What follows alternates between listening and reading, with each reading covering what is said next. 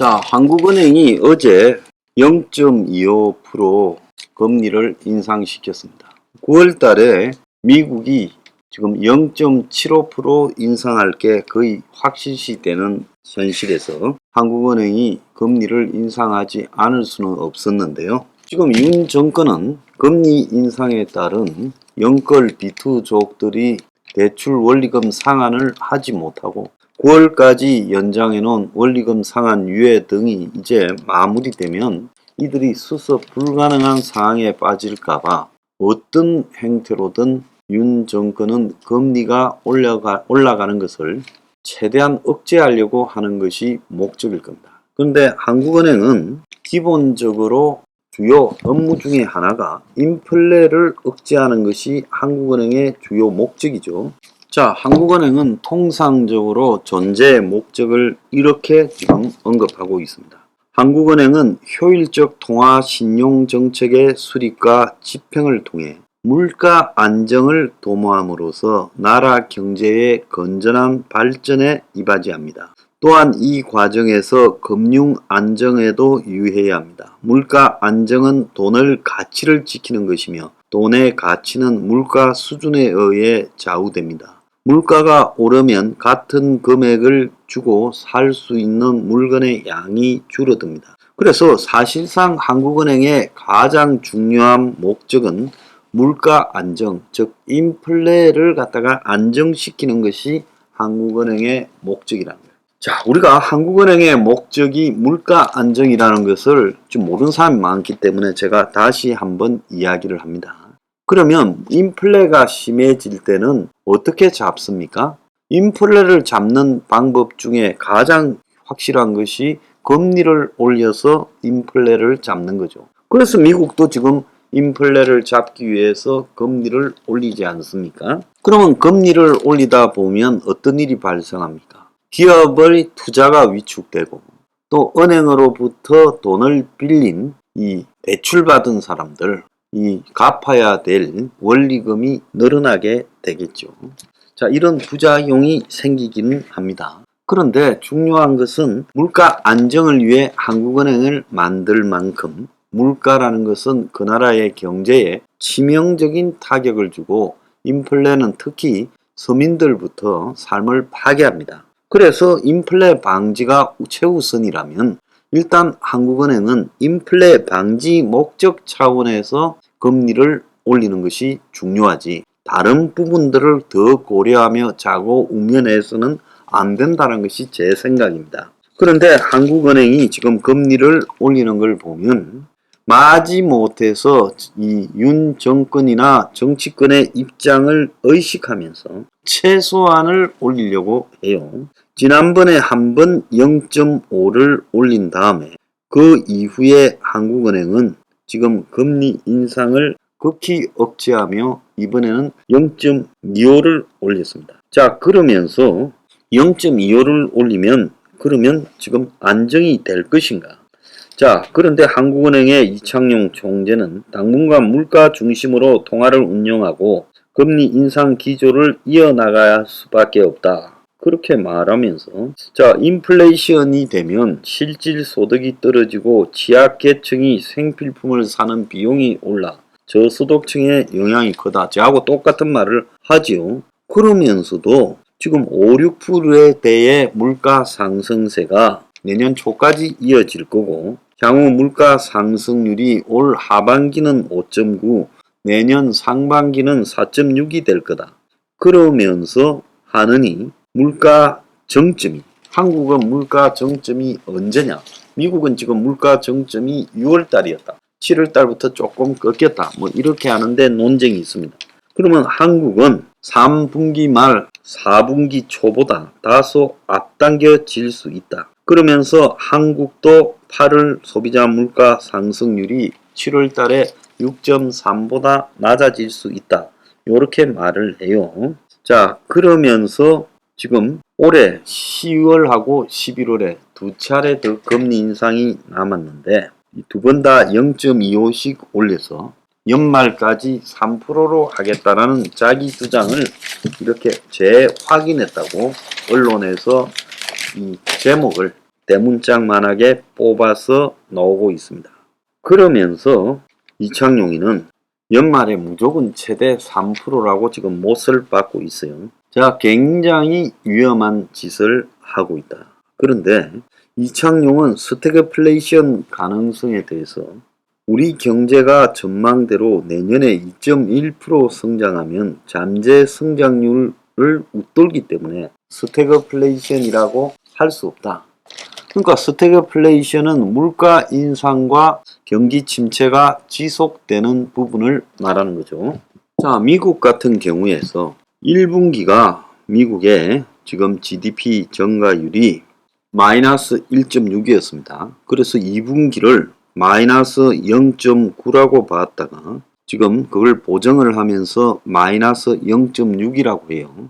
그러면 마이너스 1.6에서 마이너스 0.65로 다소 마이너스 상태에서 올랐다고 이것이 기술적 경기 침체가 아니라고 할 수 있겠습니까? 할 수 없죠. 이거는 미국은 경기 침체에 들어가 있다라고 말해야 되는데, 자, 이 판단은 전미경제연구소가 판단하는데 이 바이든 행정부와 연준은 그리고 그들의 이 가까운 경제학자들은 고용시장이 강력하다며 경기 침체와는 관계없다고 억지를 펴고 있어요.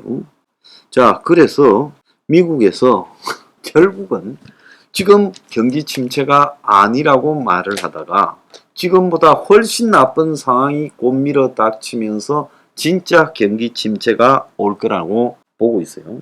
자, 올해의 지금 성장률이 2.6%에 그칠 것이다. 내년에도 성장률이 2.1%가 될 거기 때문에 스태그플레이션이라고 할 수 없다라는 부분 속에요.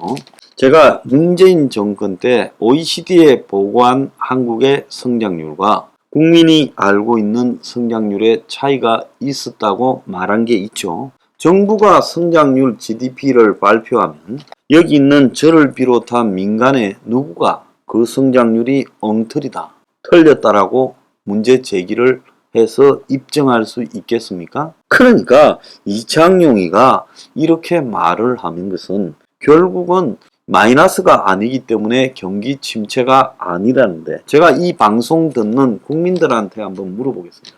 지금 한국의 경제 상태가 물가가 지속적으로 오르는 속에서 경기가 급속히 침체하는 현상이 나타나고 있습니까? 아닙니까? 하고 제가 물어보면 여러분들 중에 기업을 하는 사람도 있을 거고 식당을 하는 사람도 있을 건데 지금 경기 침체입니까? 아닙니까? 여러분들이 더 잘할 거라고 보고 있습니다.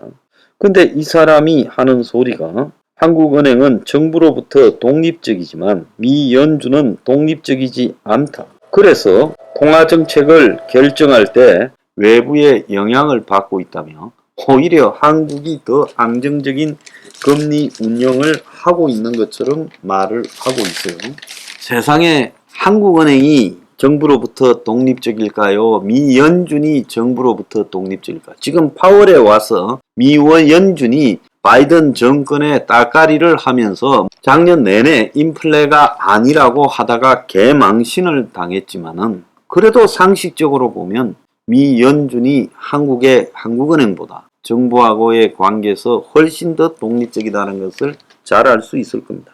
그런데 이창용의 말 중에 골 때리는 것은 최근 환율 상승으로 마치 외환시장의 유동성이나 국가의 신용도에 문제가 있고 1997년 IMF나 2008년 외환위기 같은 사태가 반복되지 않을까 우려하고 있지만 지금은 예전과 다르다라고 말을 합니다. 자, 저는 한국은행의 이 은행장의 이런 인식에 대해서 참으로 우려합니다. 지금은 IMF나 금융위기 때보다 훨씬 나빠진 한국의 경제 여건이 지금 만들어져 있다. 근데 지금은 IMF나 금융위기 때하고 다르다? 저는 이 정도 수준의 사람이 어떻게 한국은행장을 할 수 있냐? 참으로 괴이하다고 생각합니다. 오늘 중앙일보 일면 탑이 짙어진 스태그플레이션 먹구름, 한국은행 고물가의 금리 인상, 기업은 공장 가동 줄이고 있고 인력 감축 고용 한파가 올 수도 있다. 그리고 경기 위축 속에 고물가 스태그플레이션의 우려가 커지고 있다. 이렇게 놓으면서 오이가 지금 한 개 1,560원, 시금치가 삼겹살보다 비싸다. 서울 아파트 값이 3년 5개월 만에 가장 많이 떨어졌다. 자, 아파트값 하락폭이 10년 내 최대 폭이다. 빚 맞다. 다중채무자 됐다. 벼랑 끝 내몰린 자영업자 연끌조 부터 시작해서 부동산 시장 본격 침체, 수도권 집가 10년 내 최대 하락, 연끌조 관계기업 이자 비명, 1년 새 가계이자 부담 27조 급증, 이런 기사들이 난무하고 있습니다. 이름에도 불구하고 한국은행장은 지금 문제가 IMF나 금융위기 때하고는 다르다. 한국은행이 미국보다 훨씬 정부에 독립적이다. 참 기가 찹니다. 자, 이자는 장하고 겪고 나서야 알 자입니다. 더 말할 필요도 없어요. 누가 맞는지 한번 지켜보세요.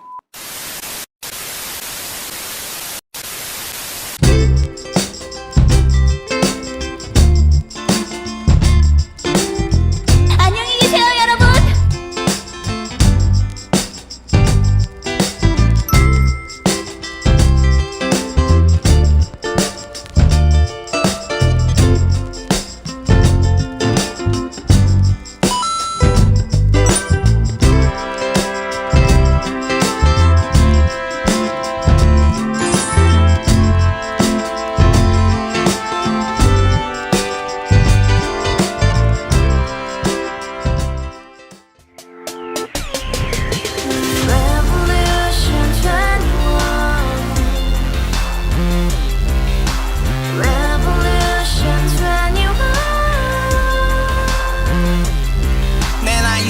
월세 30 코인빚만 300 서울에 온지 벌써 10년 아둥바둥 버텼지만 여전히 난 반지 하에 제왕 곰팡이 연문제약 내비랑 깡통망통 완전히 폭망 90원 창문만큼 작아진 내 꿈 연애 결혼 내 집 모든 게 헛꿈 1년 전 떠난 여친 울며 말했지 같이 써봤자 평생 가본 게 꼭꼭꼭하지 가봐 후스 700 나도 소유주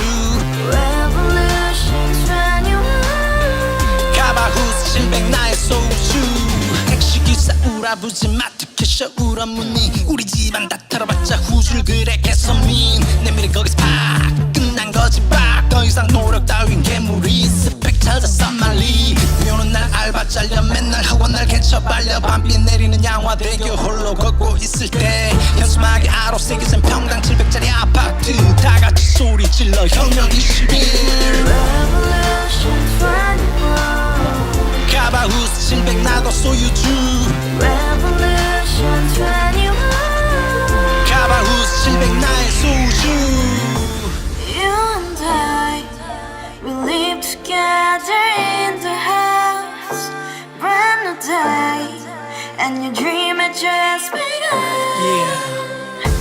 Revolution 21, only open happiness. 너의 곁에 내가 영원히 yeah. 지금까지 정치인들 입만 열면 찝찝찝 개소리 멍멍멍 쳤다 하면 뻥 잘난 부모 만나 잘난 학교 나오면 뭐 하나 우동살이 꽉 찬 대가리